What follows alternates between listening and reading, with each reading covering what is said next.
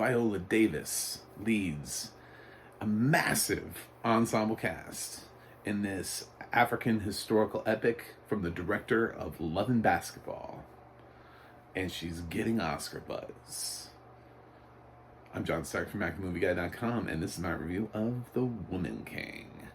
I'm a blind film critic. I watch films with audio description, and this, unfortunately, I didn't get a screener because I don't get screeners, so I had to wait until forever for this to be at a reasonable rental price. Not that $20 shit. That's gonna kill me in about a week when I'm trying to catch up on shit. And I watched this off of iTunes so I could get audio description, which was done by the Media Access Group, narrated by Leilani Jones-Wilmore. And if you're watching this from a film studio, please give me screeners. Please give me screeners. I've reviewed over 260 films this year. If you want your film reviewed, there's no critic better to do it. There are literally critics out there that are like, I look at films and I go, that sucks, I'm not going to review that. The only film I did that to this year was Terrifier 2. That's the only film I refused to review, like, off the top of my head. If I didn't review it, it probably didn't have audio description. Terrifier 2 is the only one that, even if somebody sent me a screener, I wouldn't review it. So, yeah. So, The Woman King is just, it's, first of all, I'm white. Hi. And I'm blind, so the action sequences and the detail, attention to detail in the historical epic part of this with the costuming, I'm sure the costuming is like amazing. Just I could feel like this would be the kind of film that would get a costuming nomination. You know, it's all that, like I just sort of try to embrace it and picture it myself. And there wasn't anything about this film, and it's, I think someone used the term like unapologetic blackness. There was nothing about that bothered me. I enjoyed all of that. My qualms with the film, as the film was going on, just happened to be a little bit with runtime, and the balance of it. And it's not that a film like this can't be this long. This film is only like 2 hours and 15 minutes long. So it's all about pacing. It's all about selecting and choosing what it is you choose to include, how you choose to include it. And for me, I felt like The Woman King, which I think wants to be a historical epic, felt more like a straight action film. It's such a weird time we're living in. I think Black Panther really changed the game in terms of, hey, blockbusters can be Oscar contenders. Not just black ones, but just blockbusters. You would think it would be Avatar that did that, but when you look at the films between Avatar and Black Panther, there really are not that many blockbusters. And now this year we're getting like Top Gun Maverick and Avatar and Wakanda Forever, Everything Everywhere All at Once did really well at the box office. You know, it's also not really the typical Oscar bait film too, Everything Everywhere. You've got Glass Onion, which is a sequel, could also be a Best Picture nominee. You've got The Woman King, which is pretty much a straight up action film. So it's just, there's a lot of films this year that are, and they're not like, well, they might get in. No, they're legit contenders. Some of those are locks for nominations. So it's a very strange time we're living in, where people are legitimately looking at some of these films and being like, wow. I mean, the fact that we might have multiple sequels in the Best Picture race is just mind-blowing. So for a film like The Woman King, it's like, sure, yeah, if this is what we're doing now, I don't mind it. I think, you know, there have been so many films I look back on the Oscars, and I look back at these nominees, and I'm like, what the fuck is that film? What is that? I don't even remember that performance. I saw that movie. I don't remember this performance at all. I mean, there are films like that for me where I don't remember the film, I don't remember the performance, and it was within my lifetime. And I'm like, that was a top 5 performance that year. It's it's funny how Oscar campaigning will convince you that something needs to be nominated, but you don't have the distance from something to be able to say, should it really be nominated? Is anybody going to remember this film in 5, 10, 15, 20 years? Will this performance matter? Oscar campaigning really is, it's a craft, because you sell somebody on something that we all know. No one is gonna, no one's gonna care or talk about that in a few years. It's just, and yet we nominate it. Sometimes we award them, and then we come back in years later and we do videos, and the internet is full of videos that are like, Shakespeare in Love beat Saving Private Ryan. It's just, it's weird. Oscars are weird. So to try to sit here and be like, should women can get an Oscar nomination? Yeah, it probably should. Even though it's not my favorite film of the year, I think it's a good film. I would definitely recommend it, but it's, instead of just like going pedal to the metal on being a historical epic where it feels like the action sequences are sort of the icing on the cake, so to speak, even though they're well done. If you look at films like Gladiator, Alexander, Braveheart, stuff like that, they're brutal action sequences. Yeah, they're all male-led. I couldn't think of one that was female-led. That was long. I was trying to also make the point of long. They managed to be long. I don't know that Alexander managed to be long and be good. I think that's debatable, depending on. I know it has fans, but I didn't like it. And they do both. They have these crazy action sequences, but then they also dial it back and they make sure that you understand the history. So they're able to do it. And I don't think it's because they're male-led. I didn't have a problem. It wasn't like I was like, oh, too many women, they're talking for too long, I'm gonna have to turn. It wasn't because it was black. I wasn't like, oh my God, too many black people, they're talking too long, I gotta get out of this film. No, it was just the tone that I felt like that was being set for this film was more action oriented. And Jada Prince Blackwood is a very talented director who deserves all the praise in the world. I mean, I've seen films of hers where I didn't even expect anything from them. I expected nothing from Beyond the Lights, and I got everything. So I've learned not to count her out when it comes to directing. And she came in here and just killed it. And I thought but in the editing room, I feel like if they'd sat down and been like, what are we doing? What is it that we're trying to do here? And focused more on this and been like, okay, so it feels like we shot an action movie. So every time we slow down, it kind of kills the film a little bit. And if we slow down for too long, why are we here? Why have we done this? Why are we talking? What is the point of this conversation? And just tighten that up a little bit, because the film comes in hard. It's not one of those films that builds to the action. The film opens with action. So the film is running when you meet it. It's it's like that person that you want to date who just like you're trying to get them and you're trying to figure out their phone number, but all they do is run past your house every day. And you're like, how am I ever gonna get them? So you start trying to learn how to run yourself so you can catch up to them, not realizing how weird that is. But it's just like that. It's like as soon as you meet them, they're just running. There's just like, where do they go? Where did this film go? It's going. Oh, all right, we're going. Yeah, and it has some deep themes that it has to touch on. Obviously, it talks about, and that's what some of the controversy online has been about. Is this is the same sort of this is the group that inspired actually Wakanda and the all those fighting women that uh, protect Black Panther, whose names I normally could think of but can't right now.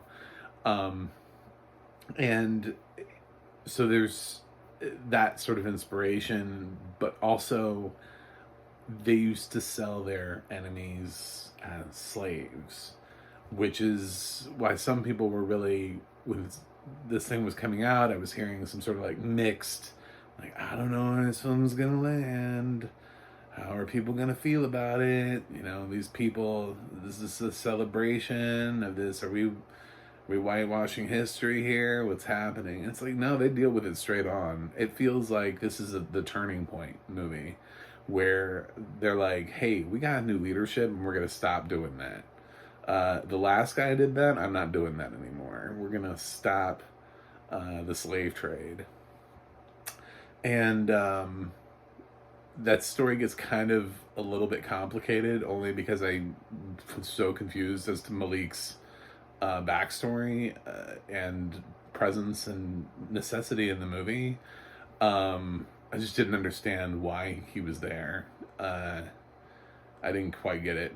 I left the film at the end. Maybe I need to watch it a second time. And I was like, what was the point of Malik as a character, like needing to be there? He's a character that comes in off of a slave ship, but he's like a light-skinned black, who's, I think the implication there is that he's mixed race. But he talks about how his mom was taken from this country and it was always her dream to come back. But I think he's also there to take slaves. I'm like, I'm so confused by his character because I could never quite grasp, like, what is it that you're doing? You talk about, like, in one, on one way, like, oh, well, I want, my mom really wanted to come home from the home she was taken, and by the way, can I take these people? It's just like very odd. He is accompanied by the white guy in the film. I guess who's technically Spanish or something. I don't know, but I do get kind of lost in that stuff, and that's kind of my point. Is that when we kind of slowed down and we started talking to these characters, I just didn't really care. And meanwhile, I've got Tuso Mbedu over here just fucking killing it, just training her ass off.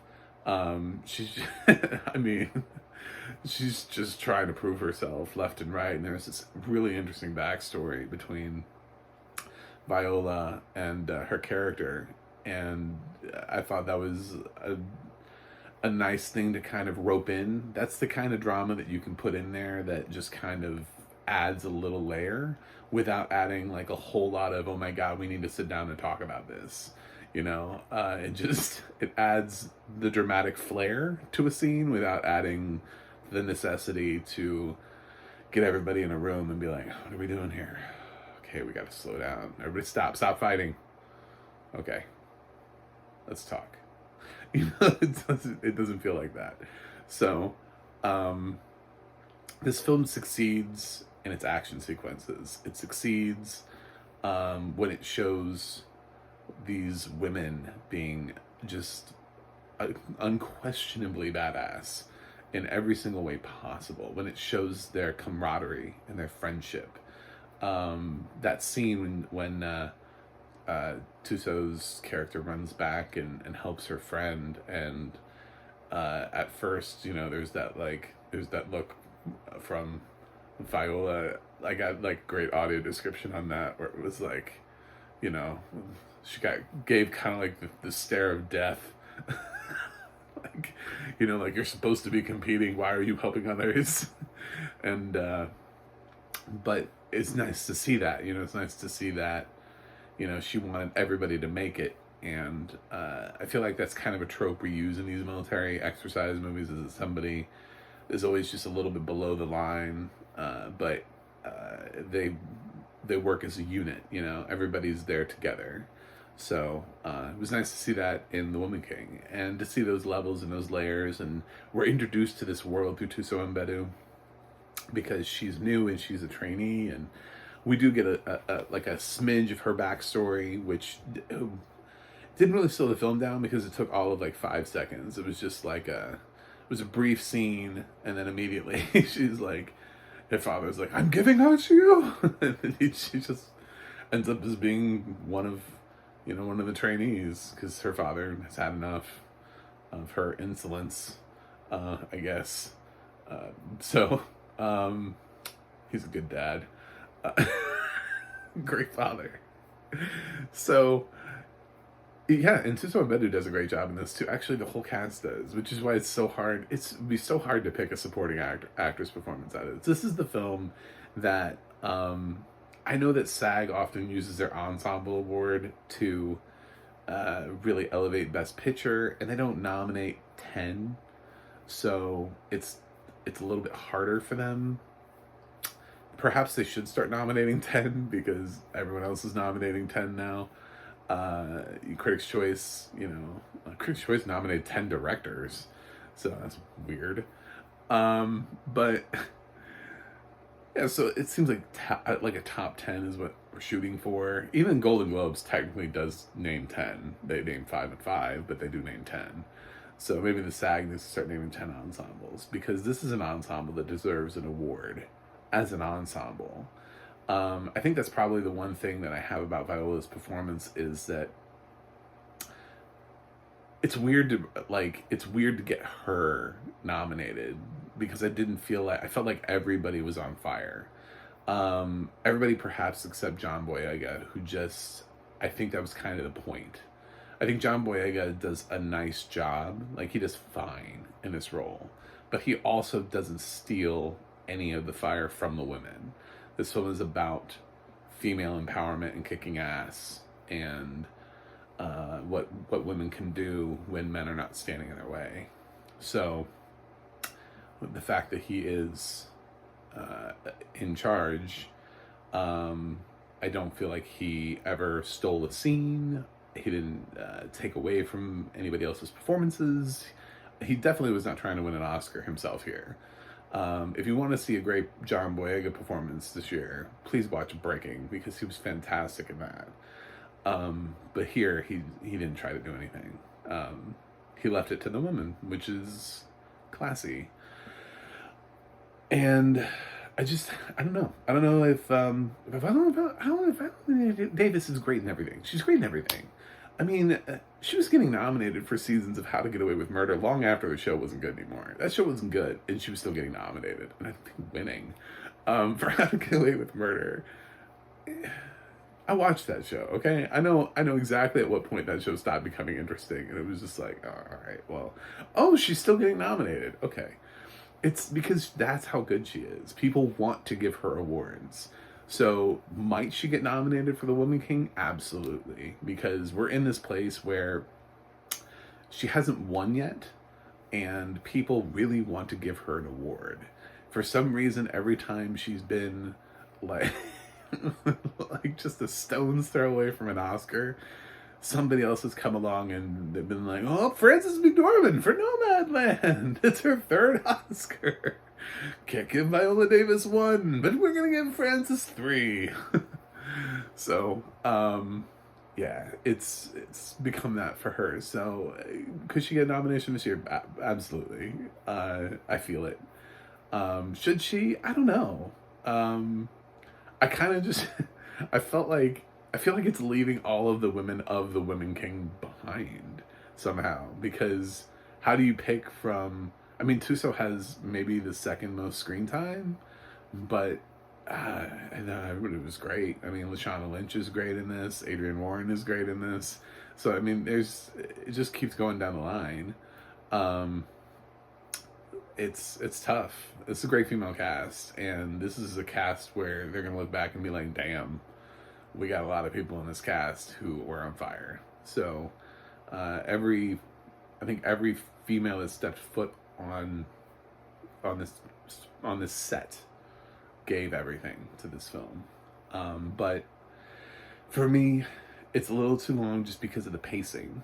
It's trying to bring in some stuff that doesn't quite work, and ends up kind of slowing down. So The pacing is a little uneven, but that's all I got. I thought this was really strong. Otherwise, really well told and focused, and the cast is amazing. I just think that either restructure the plot so that way your story feels more balanced, like a historical epic, to where the action, you're actually dialing the action back and focusing more on the behind the scenes drama and the strategy and everything, which is what those other movies do, or go all in on the action. Because when you're like 90% action, 10% dialogue, talking, that 10% just kind of feels like, why aren't we fighting? It's very weird. So that's just why it's not quite in my top of the year, but it's close. It's just little things at this time of the year. I guess, I don't know, but I thought it had excellent audio description. Leilani Jones-Wilmore did a great job of really introducing me to this world and the differences between the characters. I liked how she tried to point out, because so that we could track different characters, the differences in them. There's one character that has, I guess, red hair, and so knowing that gave me something to sort of visualize and be like, where's the redhead? Because there's just sort of like this ensemble, this army, and you're trying to learn all their names all at the same time. It's the same problem that you get with any war movie when you have like 12 people. I had that just with Top Gun Maverick. They're like, we're gonna bring in 12 people. I'm like, shit, I have to learn 12 people.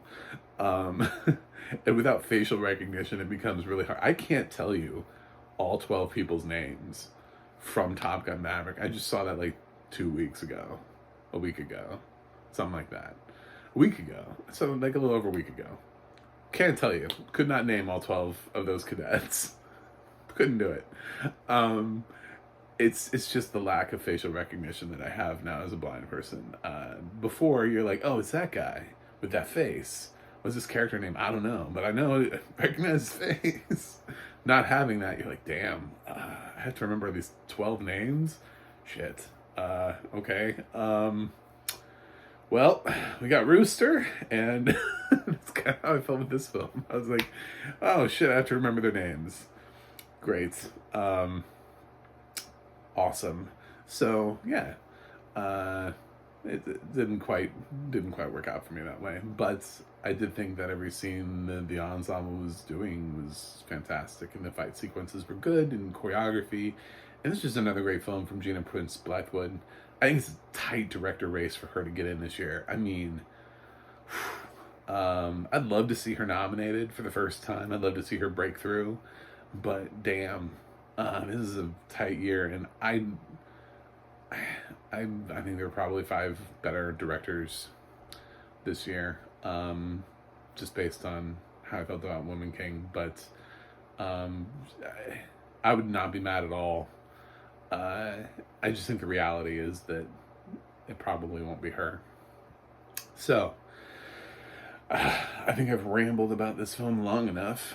So I'm going to go ahead and give The Woman King an A-. Yeah, I didn't really, like I said, I didn't really have a lot of problems with it. I just had like little things. So, Runtime and Malik. I do not understand Malik as a character. His existence in this film, it never worked for me. I was just like, what is he doing? I don't understand. His motivation was so unclear for me, because he'd talk about things like he's on one side of the line, but then he'd do something that was like on the other side of the line, and then he'd do that thing, and then he'd go back to the other side of the line. I'm like, where do you stand? Who are you, and what is your purpose? Anyway,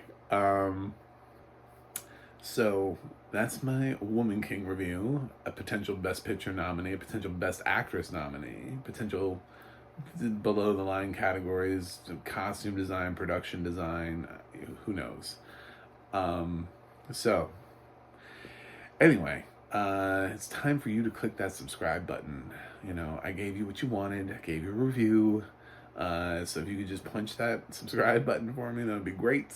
I want to keep talking about films with audio description, keep letting Hollywood know that blind people watch films too, and review them, and, you know, talk about how easy it is to understand or not understand a film from a blind perspective.